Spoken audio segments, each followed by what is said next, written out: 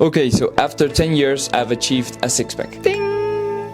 And I'm gonna share the brutal honesty of what it's like to get it and what am I doing afterwards. So this is 10 years in the making, because for 10 years, since I was 18, I've tried to get the six-pack and I failed and I failed and I failed. So the reason because of that is because I have an obsessive personality that it's easy for me to do things. And when it comes to the six-pack, one of the biggest secrets is not do things.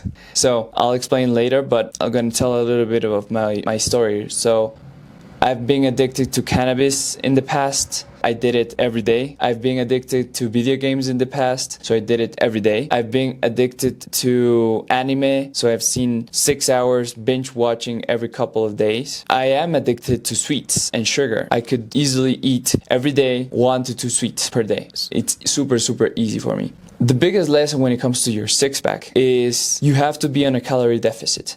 That is essential. And how do you calculate that calorie deficit and start losing weight super fast? Multiply your weight in pounds by 100, or just add 2 zeros. So for example, I'm 130 pounds. I will add 2 zeros to it. That means I'm now at 1300 calories. If you eat that, you will be losing weight consistently.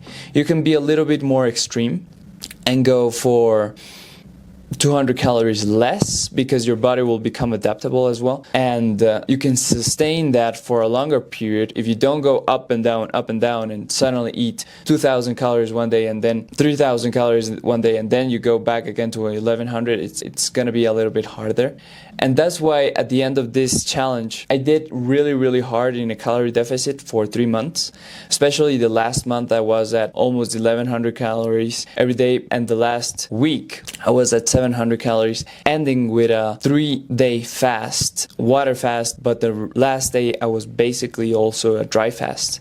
That's why my tongue is, or my voice sounds kind of weird, kind of dry. Now that I'm finishing this, I'll probably go more the sustainable route versus trying to do these extreme things, because it's rough. Anyone can actually fast if they put their mindset to, but I would not recommend it as a weight loss strategy. That is tip number 1. Tip number 2, do not count your exercise as burning fat or calories.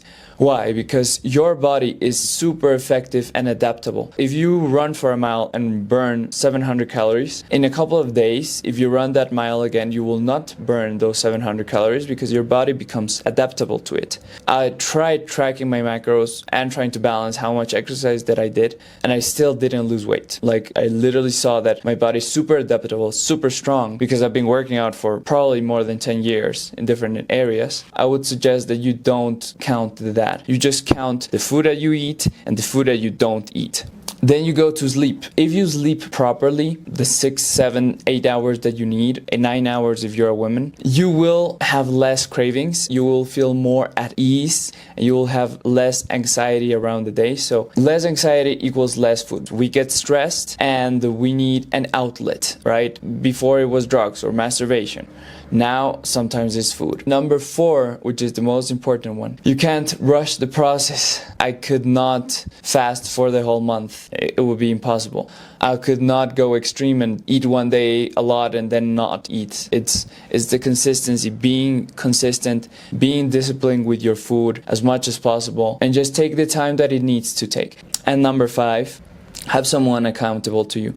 Because yes, I made a bet. It was a really big bet. You can check why bets are biggest motivators for men here in this video, but having someone that's supporting you and that's pushing you forward every single day, it's really important, especially if you haven't done something like this before, because you cannot do it alone. You need support. You need either a coach or a person that's going to help you and make you push forward and remember why you're doing it. Again, this is 10 years of me trying, sometimes by myself, sometimes with other people, but having someone constantly pushing and pushing themselves, because we were on a bet. So he was trying to get the six-pack, I was trying to get the six-pack, and we ended up, here's his six-pack, this is my six-pack, and we ended up having both. And that is a bond that has been created between one another, but also it made it easier. Was it worth it, all this pain sacrifice? Yes, 100%. Would I do it again? Not in this manner. I would try to do it more sustainable and try to do it for longer. It doesn't matter how long it takes, because I know that I can achieve it now. And that is such a good feeling.